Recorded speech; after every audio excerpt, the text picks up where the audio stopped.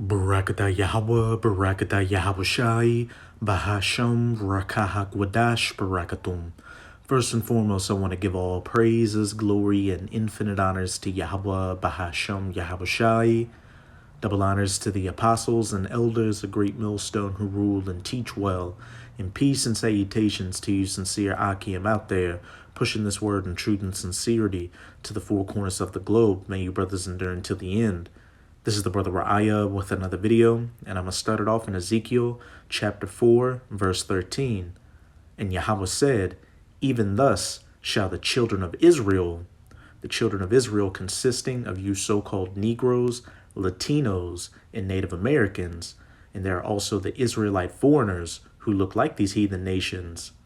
Even thus shall the children of Israel eat their defiled bread among the Gentiles, the heathen Gentiles, these other nations, whither I will drive them. And the main part is where it says they shall eat their defiled bread among the Gentiles, and especially in the United States of America, which is biblically known as Babylon the Great. The food here is heavily defiled. It's got all these preservatives in it, chemicals. A lot of it's GMOs or genetically modified organisms, etc., etc. And a lot of this stuff breaks down people, physically, mentally, and spiritually as well. That's why the majority of people walking around out here are walking around with their heads up their ass, don't know where they're going or where they're coming from. Easy pickings for the elites to continue to rule over these people and push anything on them, and they'll just easily accept it because they're not cognitively fit to really think for themselves or, anything like that. And the main target of these different things are you so-called Negroes, Latinos, and Native Americans, the children of Israel. Because when these heathens have us away from our power and off kilter, they can do whatever they want to us, as pursuant to Judith chapter 5. And of course, we have the dietary law where we're not supposed to eat particular things, and those things that we're not supposed to eat are heavily pushed upon our people. And then a lot of these different chemicals and preservatives in these different things we eat are derived from parts of those unclean animals. But I opened up the video with this verse to preface an article on newsbreak.com from the website She Finds, titled Health Experts Say Artificial Colors, Flavors, and Preservatives in Processed Food, Processed Snacks, Sugary Beverages, and Fast Foods cause poor gut health. And this is the main diet for a lot of people, especially our people who are lower income in the United States of America. Processed snacks, sugary beverages, fast food, etc., etc. Artificial colors, flavors, and preservatives have been a cause of concern in the food industry for quite some time now. The potential health risks that can come with consuming them are allergic reactions that can affect sensitive people, metabolic and digestive issues where it's difficult for our bodies to break these artificially made foods down, a lack of nutrition, and last but not least, poor gut health. And if all these things are off in your body, then you're just going to be off in general. You're going to be mentally deficient. A lot of people are overweight and obese, don't have a stamina for anything, just in a bad case. Artificial preservatives can disrupt our gut health by throwing off the balance of gut bacteria, opening the doors to several other discomforts, and illnesses. And what does this play into? Going to the pharmacists, with YouTube's algorithms, we have to speak a certain way to get your, to deal with your diseases, to put you back at normal. And then a lot of time, with that whole industry, a lot of that's artificial stuff as well, which just further exacerbates the problem. Remember, they make money off of people being at dis-ease. So if everybody was healthy, they wouldn't make any money. So everything works in a vicious cycle to keep people, dumbed down, broke, and subservient to this system. Although artificial colors, flavors, and preservatives can be found in almost every commercially packaged food, there are some that can have highly negative impacts on your gut health. Now, listen to this: your gut is directly linked to your brain, so taking care of it is essentially not just physically, but psychologically. So, taking care of it is essential, not just physically, but psychologically as well. And if your mind's thrown off, hey, your whole body's thrown off. Like I said earlier, that's why the majority of these deadheads in the United States of America are walking around dumb, dumbed down, busted, and disgusted. We spoke with Dr. Thanu J., medical director and founder at Metabrace, and pharmacist and health expert Mahmoud Abdelaziz from pharmacistmo.com to find out why processed snacks, sugary beverages, and fast foods are the worst foods to eat when it comes to gut health. Artificial colors, flavors, and preservatives. While the list is exhaustive, these three foods are the most common ones that people normally consume and have easy access to. Abdelaziz says many processed snacks like chips, cookies, and candies contain artificial colors, flavors, and preservatives to enhance taste and shelf life. Sodas, fruit flavored snacks, and artificially sweetened beverages often contain artificial additives. Some fast food items, including burgers, chicken nuggets, and fries, may contain artificial additives. And hey, when I was at work earlier, the radio was, I had the radio going on, and the Breakfast Club was on, and they were talking about how studies show that fast food French fries, especially from McDonald's, which at this point you shouldn't be eating. If you're in this truth and have this knowledge, wisdom, and understanding, you shouldn't be eating any fast food out here. But they were saying that French fries cause people to feel depressed out here. Why is that? Because of all these preservatives and artificial additives and God knows what else poison that's in there that's messing with your gut health and messing with other parts of your body and ruining your mental and physical capabilities. And the majority of food we eat out here is not real food. It may look like chicken, so-called taste like chicken. They may say, "Oh, we got it from a free-range farm or whatever," but a lot of it is actually chemicals and synthetic materials manufactured in food laboratories. A book that I would highly recommend that you read is called Fast Food Inc., and it goes into how it goes into the whole food industry. And there was two particular excerpts from that book that really caught my attention. There was a guy that was working at a major food processing plant where he would test food. And he said he went into a dark room that had it was like either a blue, a red, or a green light from a lamp shining over a plate with a steak and French fries on it. And under that light, the steak and the French fries looked completely normal. So he ate it and, said, "Hey, this tastes like a really delicious steak and French fries." But after he had eaten it, they turned that light on and turned the light on in the room.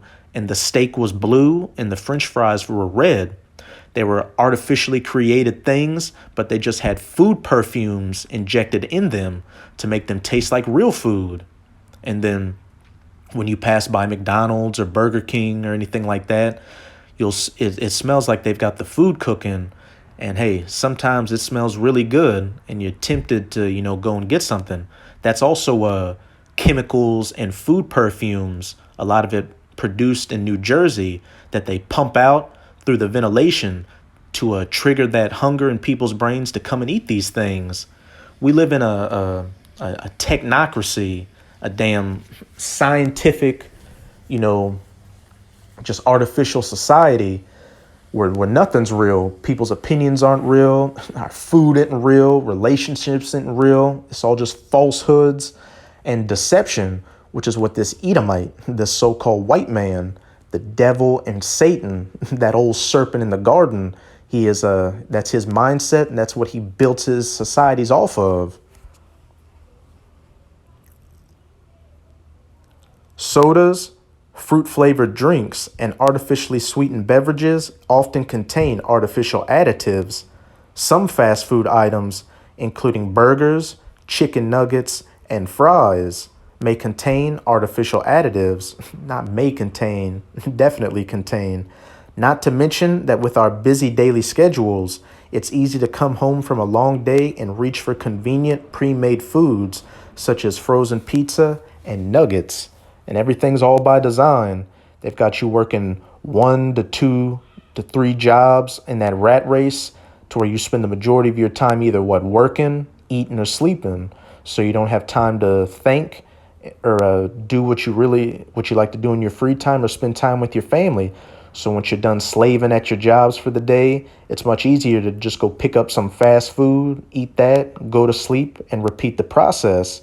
And then as these artificial foods and GMO foods break your body down and your health goes down, you go to the pharmacists to help you out and further break down your health. Again, so these elites can keep the majority of the populace docile and easily manageable, especially you so-called Negroes, Latinos, and Native Americans, children of Israel. However, these foods keep their freshness and taste from all the colors, preservatives, and flavors that are artificially created. Jay explains why it's best to stay away from these foods for the sake of our gut health. These foods ruin gut health because artificial flavors, colors, and preservatives destroy the balance of good bacteria that are present in the gut and can cause inflammation. This results in multiple digestive problems like gas, bloating, and worse diseases like irritable bowel syndrome. That's it with this article. You get the point. But hey, the children of Israel shall eat their bread, their food defiled amongst the Gentiles, which we can clearly see. Now let's get back into these precepts. This is Hosea chapter 9, verse 3.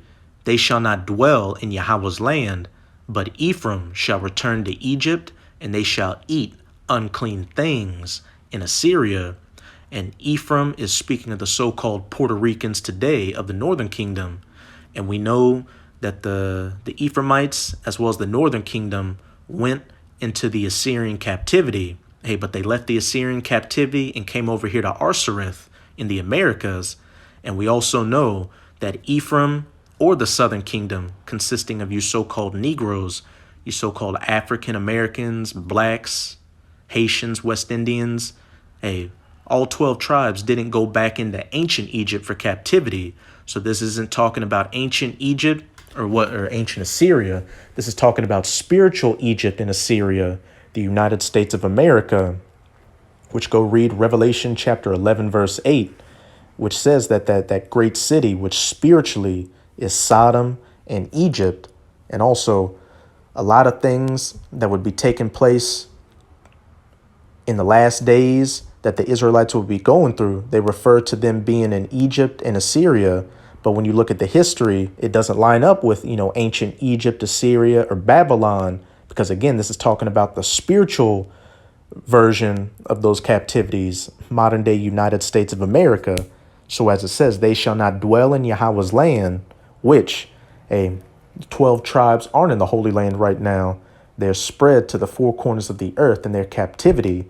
As it says in Deuteronomy 28, verse 64, I shall scatter you amongst the nations, the bulk of the Israelites being in spiritual Egypt and Assyria, the United States of America. But Ephraim shall return to Egypt, and they shall eat unclean things in Assyria, in America. And you got a lot of Ephraimites, the so-called Puerto Ricans in the United States of America, especially up in New York, in the tri-state area. And Puerto Rico itself is unofficially considered the 51st state.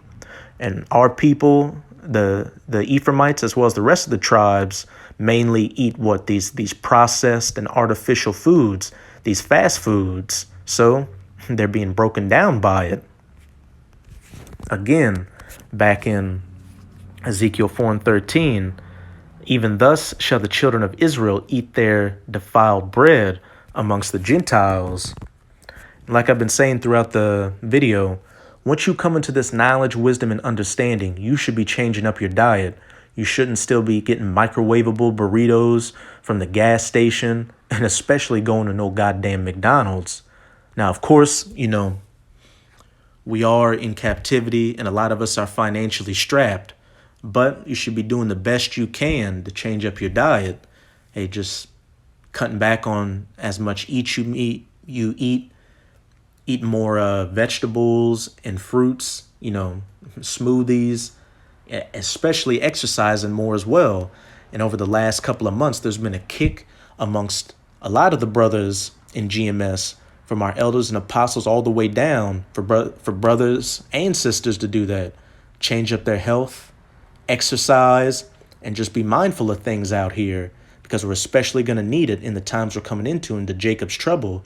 You don't want to be a slow belly, a fat, obese asshole, or just mentally, cloudy out here from all these artificial, processed, and GMO foods. But this is Ecclesiasticus or Sirach in the Apocrypha, chapter 30, verse 25. A cheerful and good heart will have care of his meat and diet, point blank, period. If you have this knowledge, wisdom, and understanding, which is going to be the stability of our times, as it says in Isaiah 33, verse 6, that you take good care of your meat and your diet, doing whatever you can to just stay firing on all cylinders, so to speak. And then, unfortunate as it is, a lot of these so-called whole foods and foods that say we use all natural ingredients and non-artificial ingredients, a lot of them are tampered with as well. Back in that book, Fast Food Inc., they were talking about the difference from something being labeled as having artificial ingredients as compared to natural ingredients is just the name of the ingredient or chemical in it. It's the exact same artificial man-made thing, but they just change a few letters or numbers in the name of it so it can be labeled as natural. We truly are in the worst case scenario. Hey, as it says, we get the best. We have to get the best out of the worst. We are constant, no matter how much we try to, do the best we can. Hey, we're still constantly getting poisoned out here, whether it be from the food, from the chemtrails in the sky, you name it. But Yahweh Bahashem Yahweh Shai has that protective hedge around his elect, so we don't feel the full force of these poisons out here that the wicked of our people and these other heathens out here get the full brunt of. Just like we have the knowledge, wisdom, and understanding, and a lot of these other people don't, we have that hedge over us. I'm going to close it out in Mark 16, verse 18. They shall take up serpents, and if they drink any deadly thing, poisons out here, soft drinks, which you shouldn't be drinking, but hey, even healthy drinks or water out here, which, they get chemically treated or polluted by these other things out here. As it says, if they shall drink any deadly thing, it shall not hurt them. They shall lay hands on the sick and they shall recover. Yahweh Bahashem Yahweh Shai has that protective hedge over his elect to shield us from feeling the full brunt of all these poisons out here that are causing the wicked of our people, and again, these other heathens, to just deteriorate and be in this low, barbaric, animalistic state that they're in. But that's it with this video. And with this video, I hope you sincere Akim and Akwath were edified. Just keep strong. We are almost out of this final wicked captivity of the heathen nations, chiefly of the Edomites. And again, a cheerful and good heart will have a care of his meat and diet. Do whatever you can to eat healthier, exercise, and just keep on point. And I've been on a journey myself of eating better and exercising, and I can definitely say I feel the benefits physically with my body and mentally as well. So as always, I'm gonna say Abba Babal, Kwam Yasharala, and until next time, Shalom.